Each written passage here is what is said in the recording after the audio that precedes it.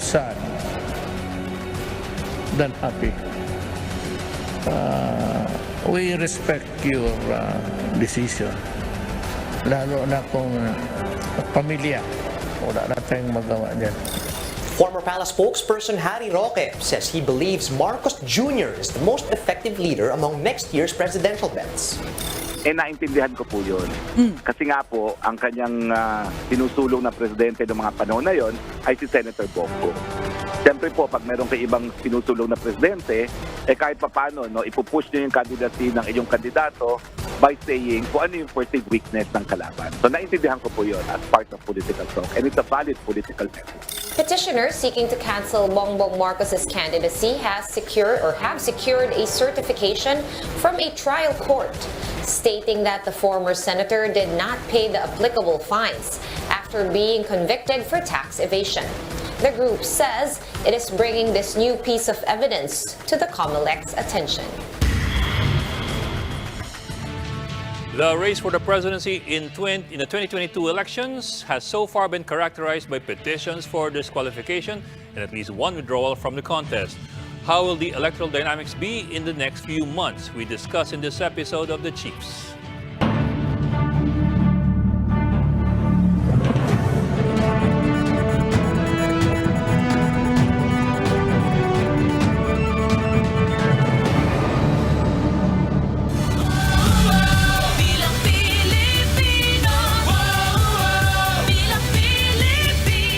Welcome to this weekend edition of The Chiefs. I'm Ed Lingao, and also with me tonight, Ana Marie Pamintuan of the Philippine Star, live from the port area in Manila. Ami, kamusta dyan sa port area? Good evening.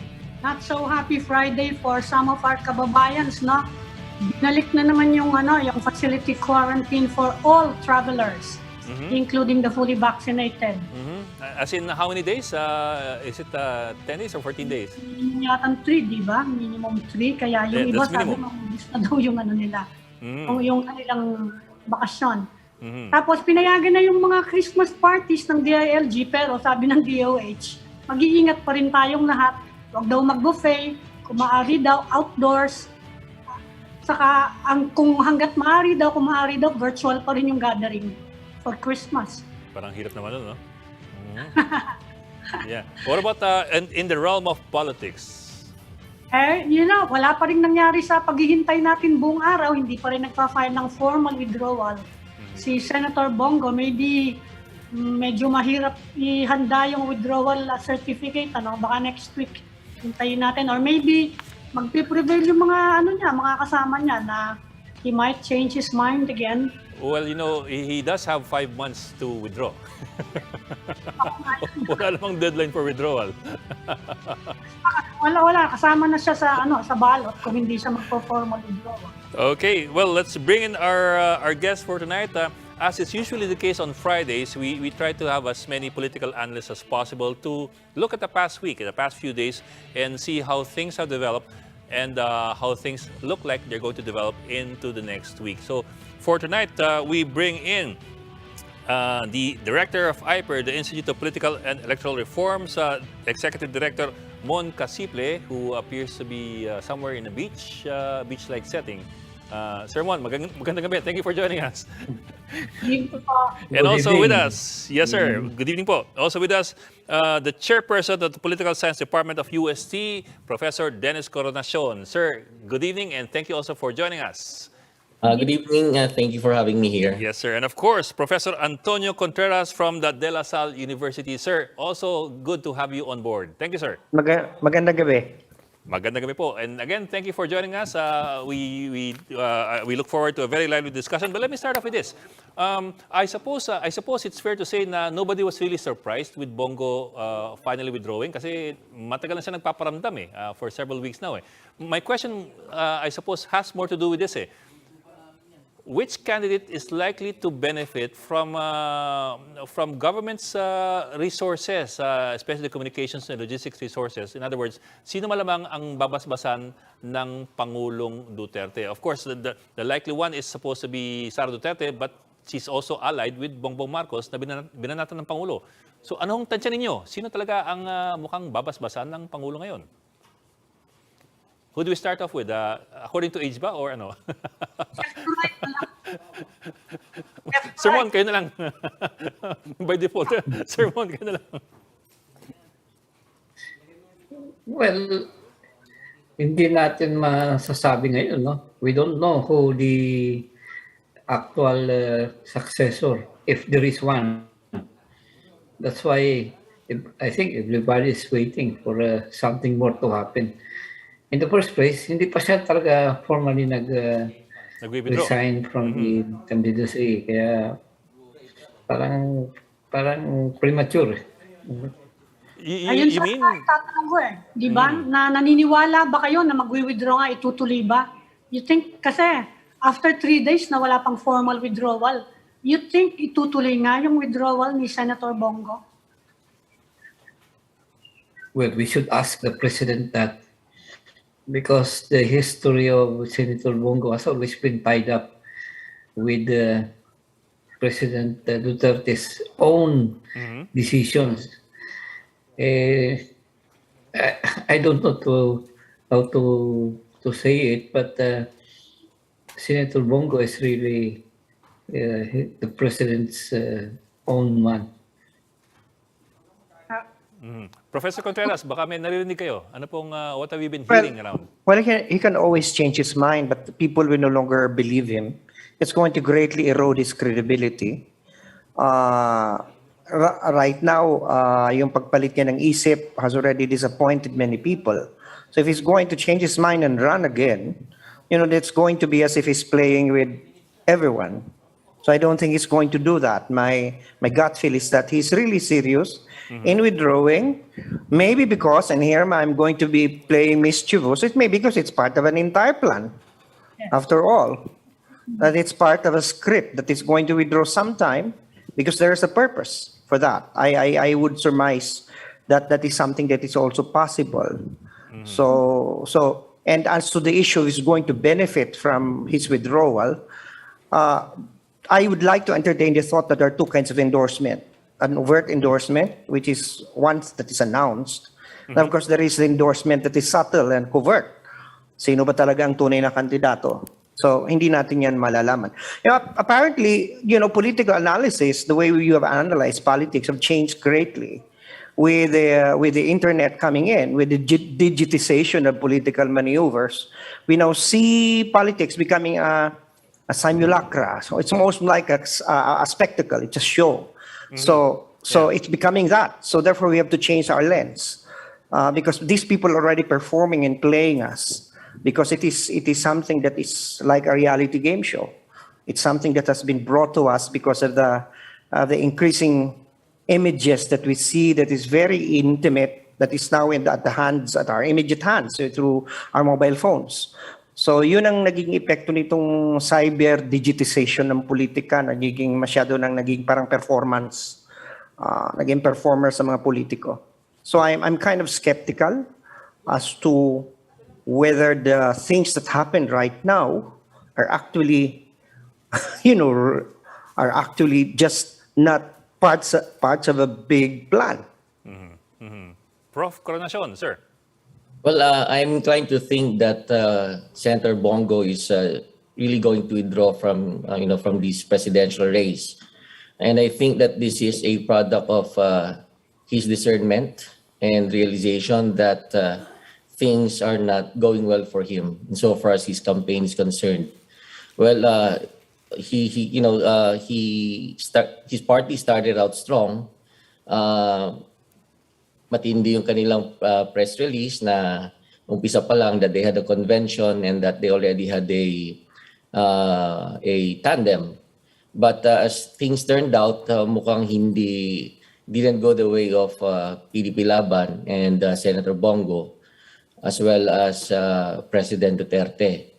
So yung kumbaga man yung support system na wala. The party might be there, but it has really been undermined since so many things had happened which do not favor the candidacy of Senator Bongo. So I think he's going to withdraw, but the question there is what's taking him so long? Bakit to ang tagal-tagal? Tapos insofar as the question about who's going to benefit is concerned, well, supposedly dahil running mate ni BBM yung presidential daughter, dapat sana yung si BBM. Kaya nga lang mukhang iba ang sentimento ng ating pangulo regarding BBM. He considers BBM as a weak leader. And kung ano pa mga sinabi niya mga negative things about BBM. So I don't think that BBM is going to get the endorsement of the president unless, of course, Sara is going to intervene. And then ang nearest sana after BBM, it could have been Manny Pacquiao, considering the fact that they were party mates. Kaya nga lang nagkaroon ng split yung ruling party. So I don't think that Manny Pacquiao is also going to get the endorsement of the president. So at this point, mahirap sabihin kung sino talaga ang i-endorse ng Pangulo. But one thing is clear, dahil anak niya si Sara Duterte, she will definitely get the endorsement of the president. And she already had, di ba? She got it already a week ago pa. Ami? I-follow up ko lang yung speculation ni Professor Contreras, no? Kasi he's not the only one who's mentioned that, na yung mukhang meron ding mga nagsasabi na ang actual scenario is President Duterte actually wants to support a Bongbong Sara Duterte tandem. Kung sino man yung si Bongbong na yung tumatakbong presidente, and the withdrawal of Bongo is part of that script.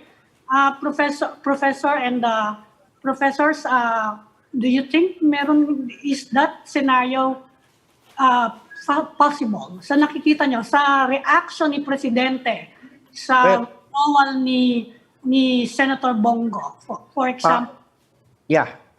Thank you, Ami, for that question. I have always been of the belief that, at the end of the day, it's going to be a BBM-Sara tandem. As early as January, I've been hearing this already from my sources. And at the same time, somebody also told me that the way President Duterte play politics is that he plays it like a game of chess, that he is anticipating moves of people. So because of that, then it's easy to imagine that he's not a conventional political tactician. So my hunch is that aside from the visible narrative that we see, there could be an alternative script. The reason why Bongbong was the first one that filed is to sort of test the waters of how far his numbers will go. And then he held on the nominations of Sara and Bongo. They came in later as substitutes or as replacements. And to further test again the numbers. Now, Bongo is there. He ran for president to test how far Bongbong can go down with Bongo's presence. That's one scenario. And where, at the same time, attacks are now being intensified. You know what is interesting is that he started attacking Bongbong by saying that he's a communist. And that's kind of odd because you and I know that Bongbong could never be a communist. And so I say that if you're this early, you're already taking down a candidate with a lie, then you're as if becoming a boy who cried wolf, that perhaps in your next statement, no one will believe you. So I surmise that it's also possibly a possible strategy for inoculating or vaccinating Bongbong from further accusations. Meanwhile, the opposition did it to themselves that they have imploded. The opposition failed to unite. So now, the withdrawal of Bongo might just be because there is now a base that they know how low Bongbong's number could go when you have the survey numbers. That is just a theory. But I would like to believe that it's kind of weird, if you're going to analyze it, it's kind of weird. Why did Duterte say that Bongbong is a communist? And then parang sa akin, parang it's too obvious na para bagang may mga then bumalik sa akin yung isip na, sa isipan ko na parang naglalaro siya ng chess and we're all pawns, So, maaring ganon ang tingin kong senaryo. Now, at the end of the day, the reason why Duterte is attacking Marcos is whatever can, di ba may kasabihan tayo, whatever will not kill you will strengthen you. So I think that's what's happening right now. They're throwing everything to Bongbong Marcos, and Yeah. by the time the campaign is there, wala nang maiba to sa kanya, naubos na. Yeah. Ang bala.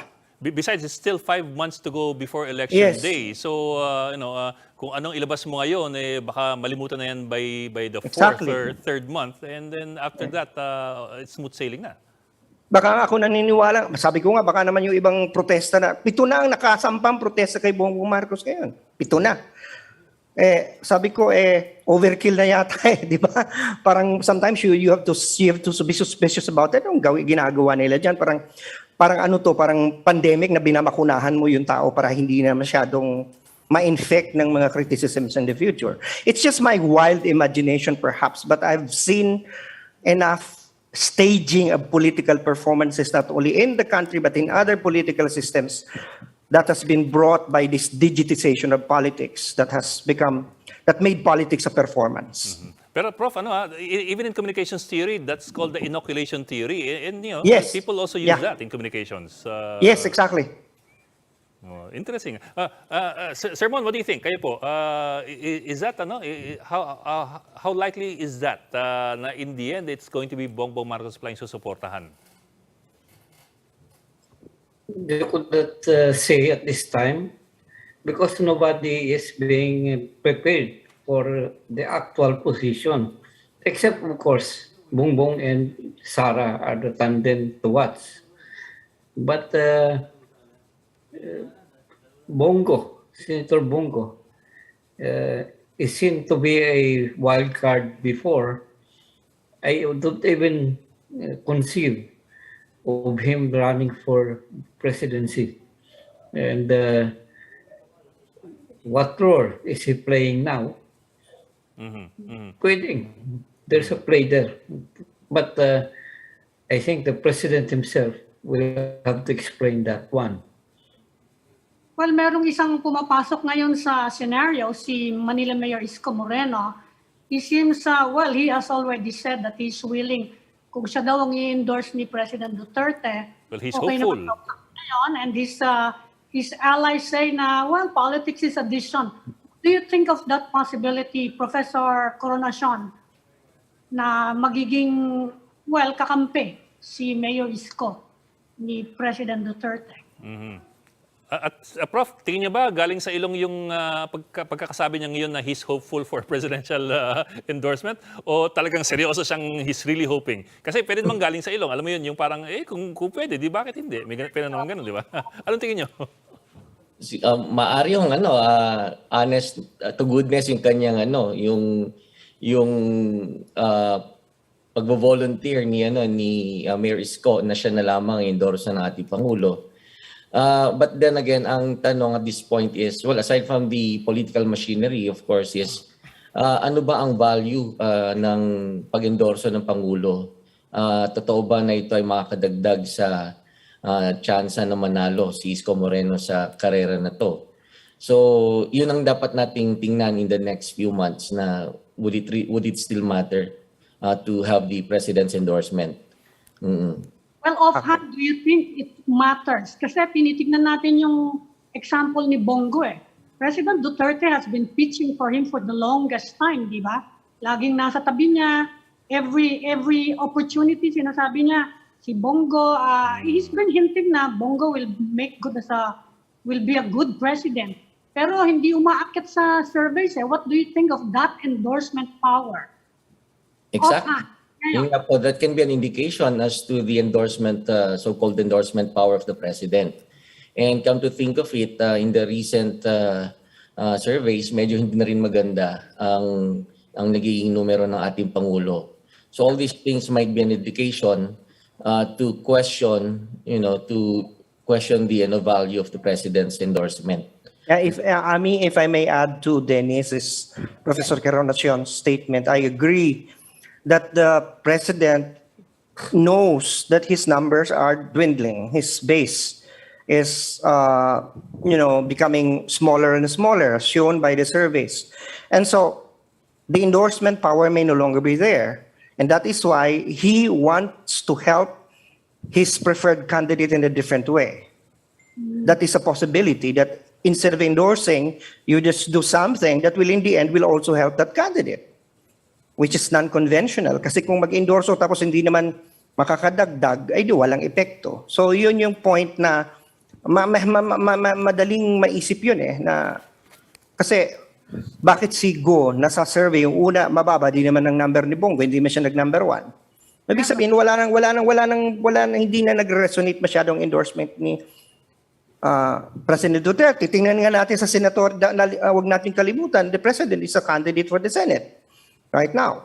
And so, is he going to top the senatorial race? We don't know kasi the surveys didn't include him kasi di ba addition last minute siya. So, we'll see. I'm very excited to see the next survey kung saan ang placement niya sa Senate. Kasi doon mo makikita talaga kung hanggang saan pa rin yung kanyang popularity. Pero Professor, so far we've been talking about the actual endorsement and the effect of the actual endorsement on the numbers. But what about the indirect effect of having the support of the government? Of course, we're talking here about the communications machinery. We're talking about the laging handa platform that's being used almost daily, the talk to the people and all that. All these things, PTV4, Radyo ng Bayan, and so on and so forth. Well, they can always deploy you to favor Sara, as a vice presidential candidate, and then just play quietly on whom to place it to benefit a preferred presidential candidate that doesn't have to be declared, And, the reason why Bongbong is a very good candidate for that is even without the endorsement, he's already doing well in the surveys. Mm-hmm. Even without the resources of the administration, he's already doing very well in the surveys. So, baka makatipid pa nga dyan ng administrasyon. Okay?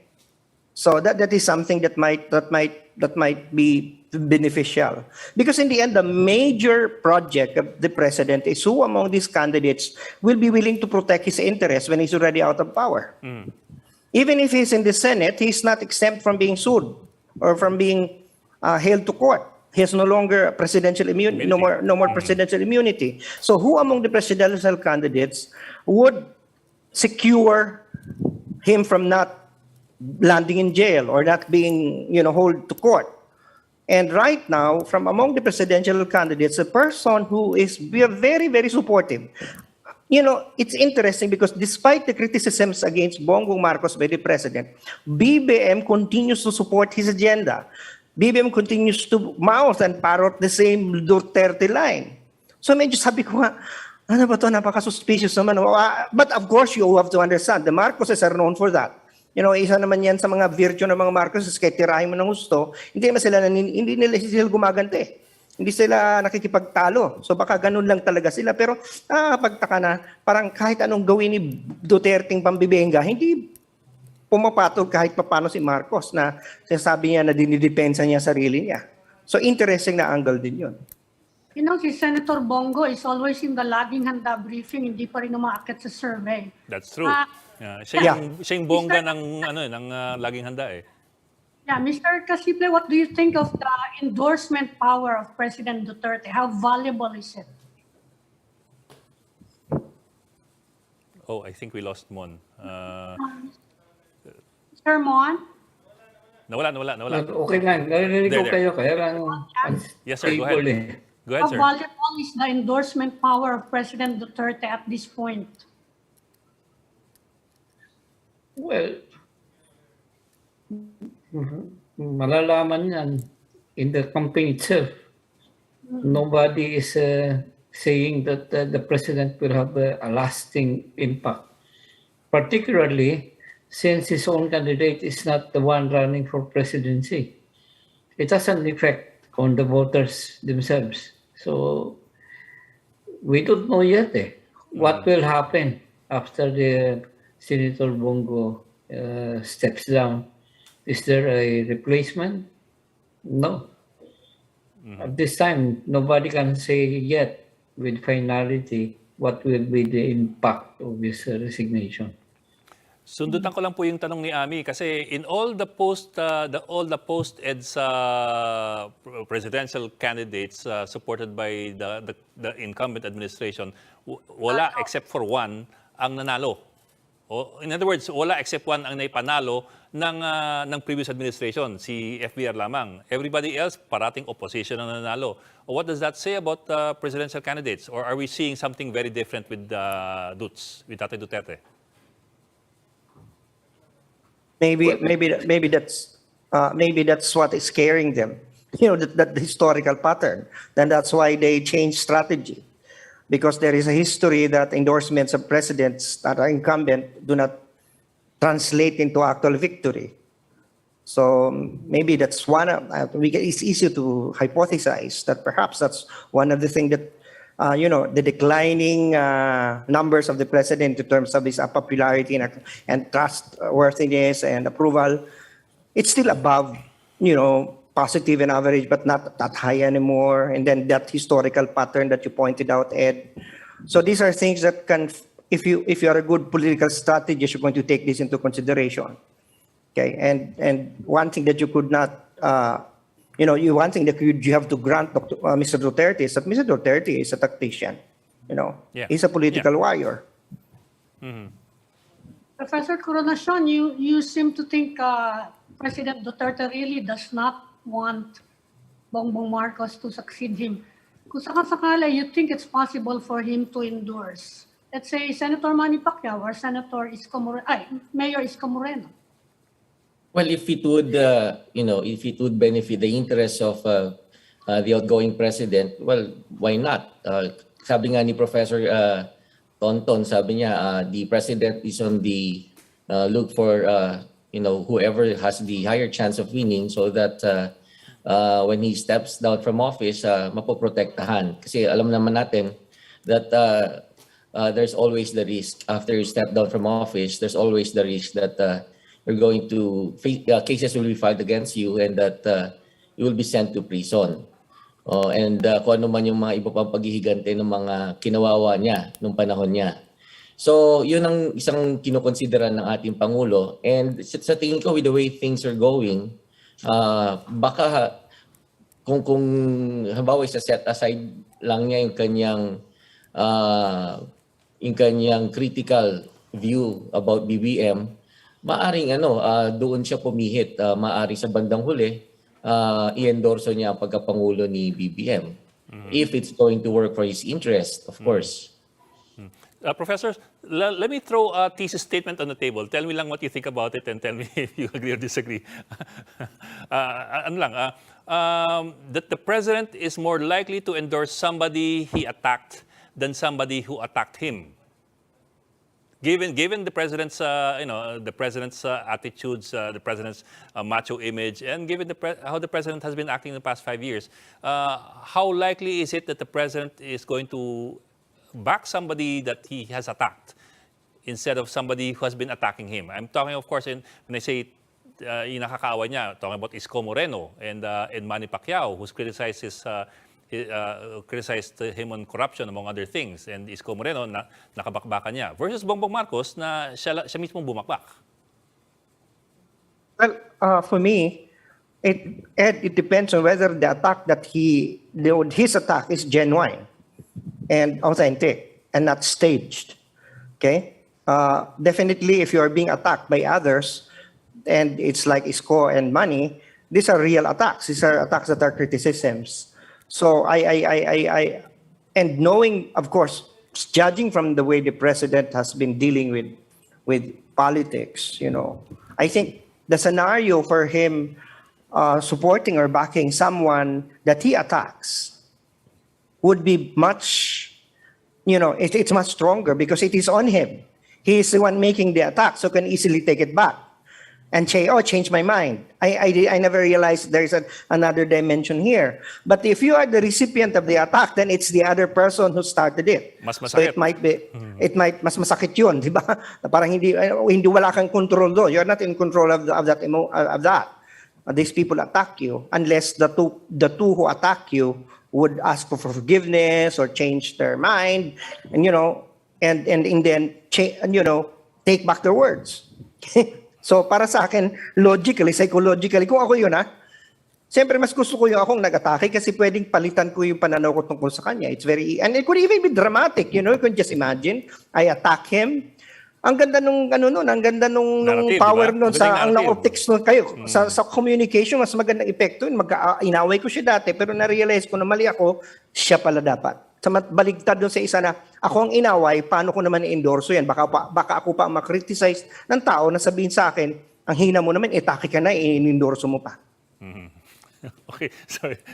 Thesis statement lang. Para naman kami nagde-defend sa iyo ng disertasyon dito. Ano ba to? May grade ba to, Ed? Huwag niyo na i-grade. Well, let me throw in, Ami, baka meron ka pa. Pero kung wala, let me throw in another thing. Sige, Ami, go ahead. Hindi, okay na. Okay. Well, let me throw in one more thing. Prof. Contreras, kasi nabanggit nyo kanina, and I think it's interesting to talk about, with the new platforms, parang nagbabago tuloy yung political analysis has become more of a playing to the crowd. Kumbaga, I don't know if it's only in the past term or the past 2 terms. How technology and the way people react and rely on technology has been changing our politics. If you don't mind, if the two of you don't mind, can we talk a bit about that and how that will impact 2022? I kind of found that lang kasi very interesting. Na parang, oo nga, no? These days, everybody appears to be a political scientist already. It's basically with ang all the dami data, nangyari. di ba? Ang dami nangyari, Ed, kasi dati-rati kasi ang kampanya, di ba dahil nung wala pang internet, ang distansya ng political event sa audience malaki. Radyo lang ang pinapakinggan mo, puro hearsay. Pero ngayon talagang immediate, real time, nakikita mo ang balita, nagpa-participate ka sa balita. Lahat na ng tao ngayon pwede na maging analyst, lahat na pwedeng mag-Google. So, napaka-participatory na ng political discourse. So, at the same time, politics, because of that, is now transformed into some kind of a spectacle. It becomes a spectator sports. And it happens, it's not only in the Philippines, it's happening everywhere. Na naging napaka-performative na ng politika ngayon. It's a performance. And so, from the performance of a public official, it is now them performing to the audience and the crowd. Dati, they do that. They dance on stage. Di ba? They dance during campaign, they sing, whatever. Now, mayroon ng TikTok, mayroon ng, di ba? YouTube, TikTok now is, Twitter, Facebook. Twitter, YouTube, very real time. Doon na nagsasagutan, doon na nag-aaway. Kahit sa Amerika, yung away ng mga Republican women, di ba? Very real time. Yung pagti-Twitter nila sa isa't isa, nagsasagutan si Nancy Mace at saka si Marjorie Taylor Greene. And then people watch. It's almost like a reality game show. It's almost like the Kardashians. Okay? And so it's the same that is happening here. And so we political analysts has to adjust our lenses. Kasi otherwise, mahirap. Kaya sa inyo sa media, di ba, may media studies, mag-iiba rin yung pananaw mo dyan. Kasi parang, di ba, matagal na nating sinasabi, sometimes the cart is pulled by the horse. But right now, it's the cart that pulls the horse. So I think we have to really be very imaginative. Otherwise, these people will keep on playing. Yan sasabi ko if we are not going to adjust and adapt, these politicians will keep on playing us to a point that we no longer tell the real story because we only tell the stories that they want us to tell. Very good point. Pero how do we react to this? What do we do about this, Professor Casiple and Professor Coronation? Given that the politicians are playing directly to the crowd na, for good or for bad, I don't want to pass judgment here, pero for good or for bad, given the fact that they're doing that now, and they can do that now, and people like it that way, how should we react to that? What should we do if we should do anything at all?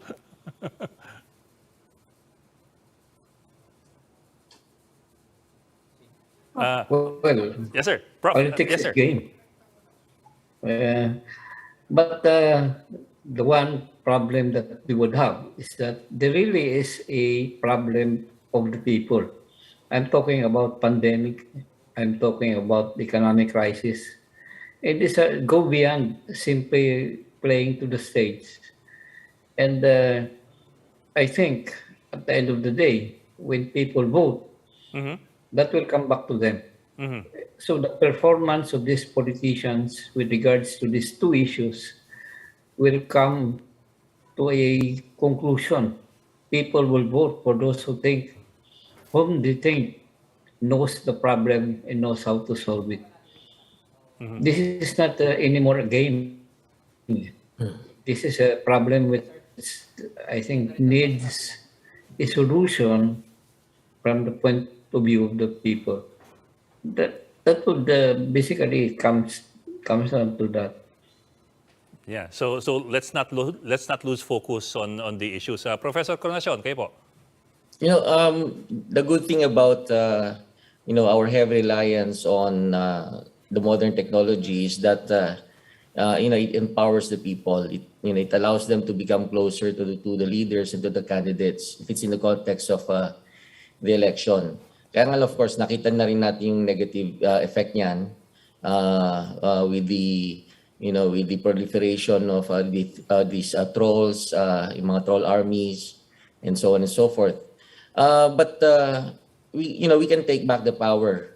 We can mitigate the adverse impact of the abuse of technology. Papaano, of course, nandyan parati yung voters' education. We can always, lalo na kami from the academe, tsaka yung mga practitioners ng sa field ng politics, we can always, educate or enlighten the people as to, yung mga proper standards pagdating sa pagpili ng mga kandidato so that they would not be duped.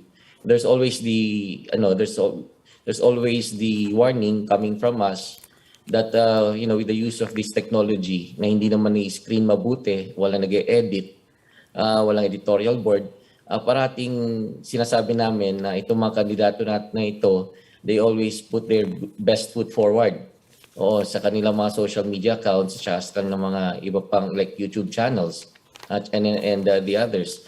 So and then also pwede rin naman natin i-engage.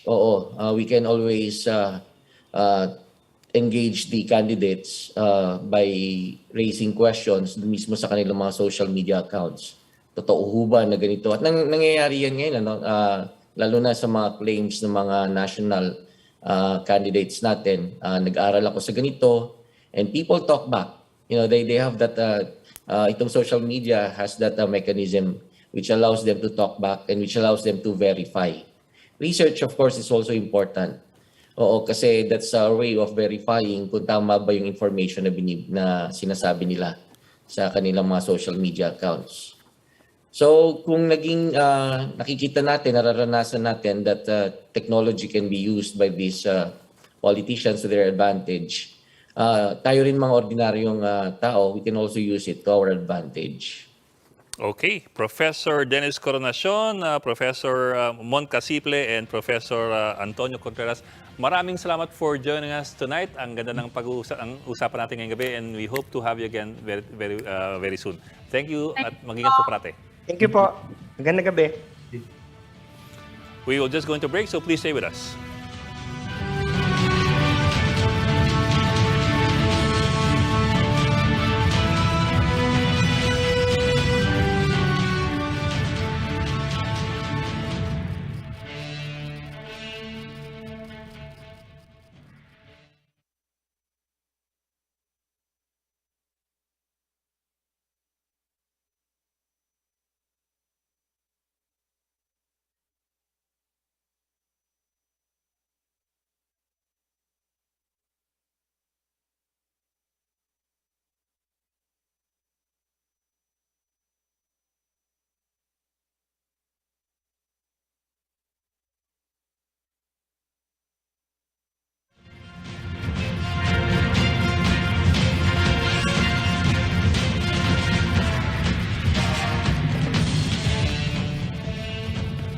Welcome back to Chiefs on One News, and now we shift gears. Joining us tonight is Dr. Michael Villa, President of the Philippine Society of Endocrinology, Diabetes, and Metabolism. Good evening, Dr. Villa, and welcome to the Chiefs.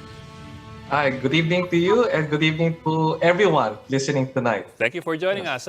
Dr. Villa, last month was National Diabetes Awareness Month. But let me start off with something quite, I suppose, closer to our hearts. Nung kabataan ko kasi, ang natatandaan ko dati, parati ang warning sa mga bata, huwag kayong kakain ng masyadong maraming asukal, magkaka-diabetes kayo. I don't know if that's a misconception or not, but let me start off with clearing the air of whatever misconceptions there are around us. Exactly what should we worry of, what should we believe when it comes to diabetes? Okay, thank you very much. Well, first and foremost, there are different kinds of diabetes, yung type 1, type 2, and those occurring in pregnancy. And of course, in type 1, this occurs in children.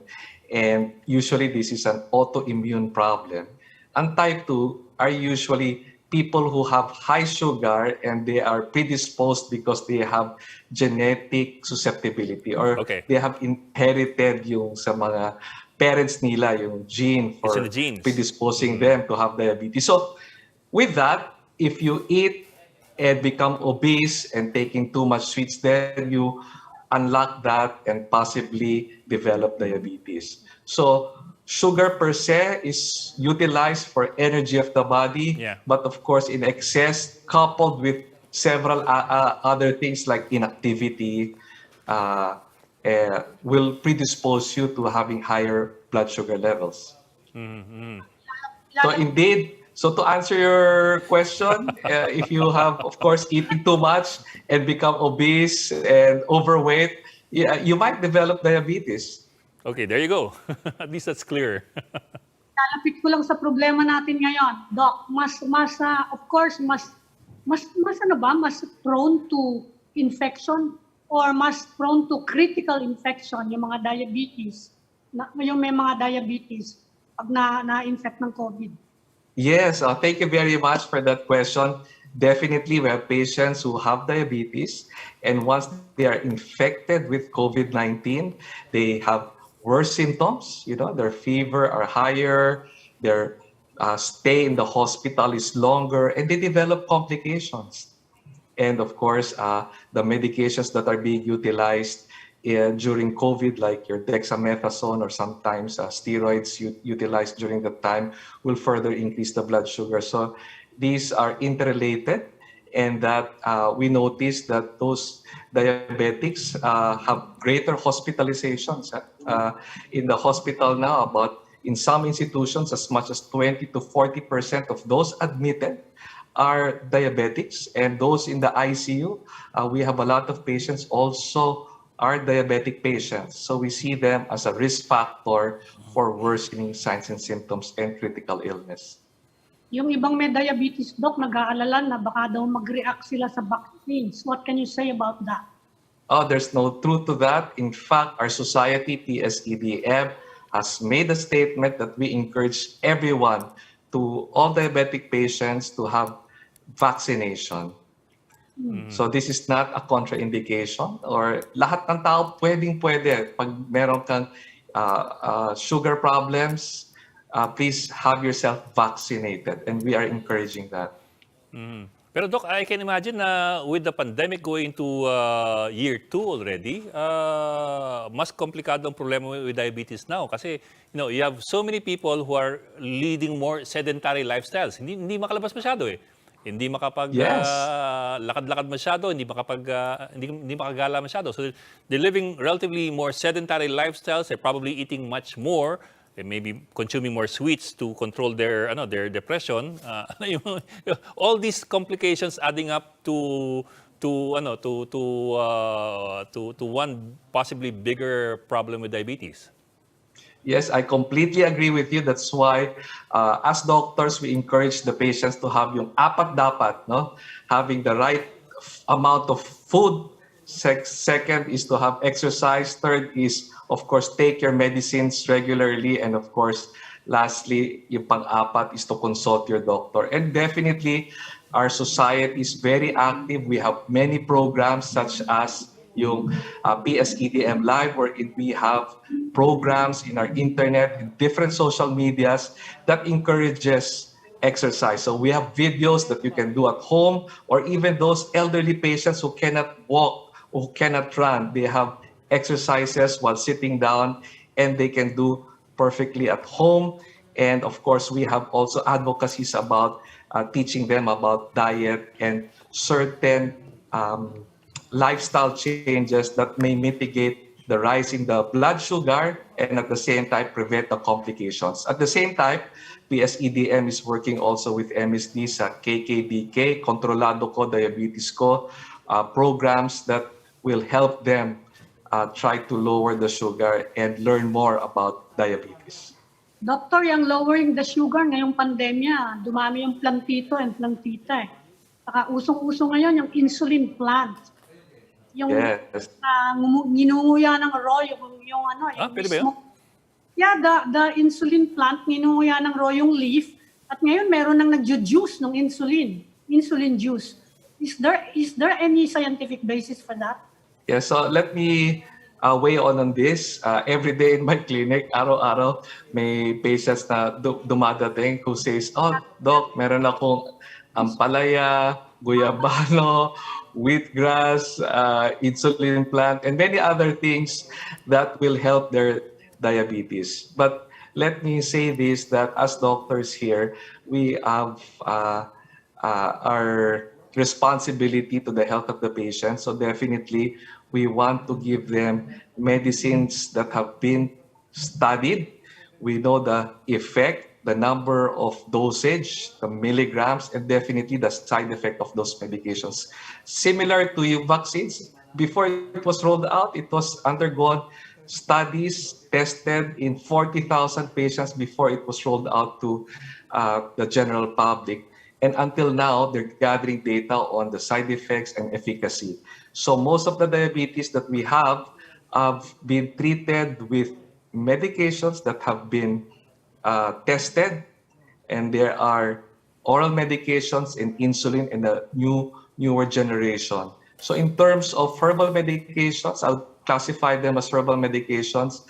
I would like to discuss that with your private physician to discuss the benefits of these medications in the treatment process. But I would be very careful in utilizing them without clarifying them, because definitely we owe it to our patient to give them the best health by giving them tried and tested medications.